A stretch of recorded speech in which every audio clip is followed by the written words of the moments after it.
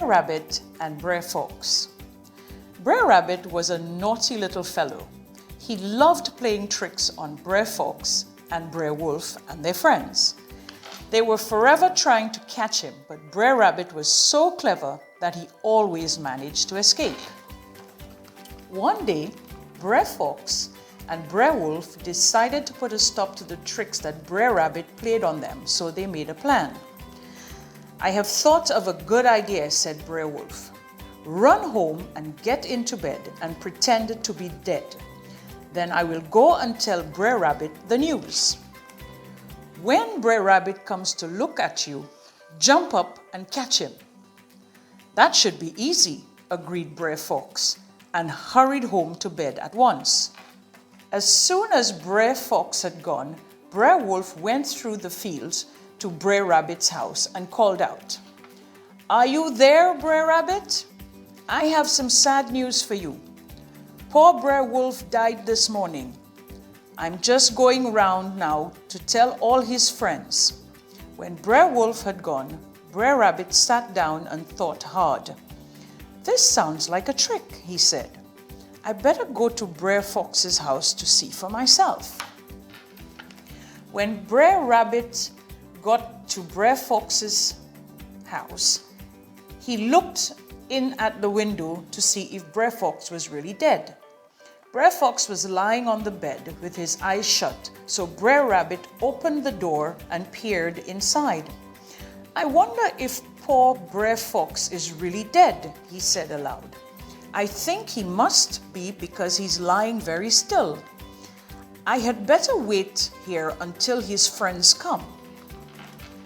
Then Brer Rabbit had another look at Brer Fox. "You can always tell when a fox is dead," he said, "because he keeps shaking his left leg." When Brer Fox heard this, he thought he had better shake his leg. But as soon as he did, Brer Rabbit knew that he was just pretending. He dashed out of Brer Fox's house and didn't stop running until he was safely home. "Silly Brer Fox and Brer Wolf won't catch me with a trick like that," he laughed, and he went on laughing all the time he was having his tea. And that is the end of our first story, boys and girls.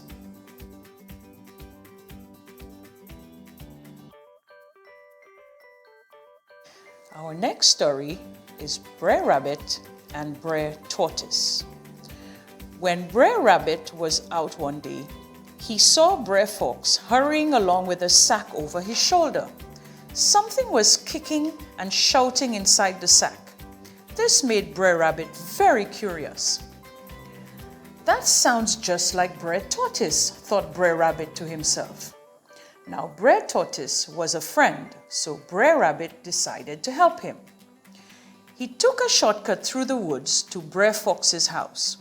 When he got there, he ran into the garden and pulled up a lot of flowers, then hid by the gate. When Brer Fox arrived, Brer Rabbit called out, "Quickly, Brer Fox, go and get a big stick. Someone is in your garden pulling up all the flowers." Brer Fox dropped the sack and ran off into the woods to find himself a stick to chase away the thief. While Brer Fox was away, Brer Rabbit quickly untied the sack and let Brer Tortoise out. While Brer Fox was away, Brer Rabbit quickly untied the sack and let out Brer Tortoise. Then they took a beehive from the garden and put it into the sack and tied it up again. Then they hid. When Brer Fox came back, there was no thief to be found. Angrily, he picked up the sack, stomped into his house, and slammed the door shut. Soon, Brer Rabbit and Brer Tortoise heard the sound of shouting and buzzing. Then Brer Fox ran out of his house with a swarm of angry bees following him.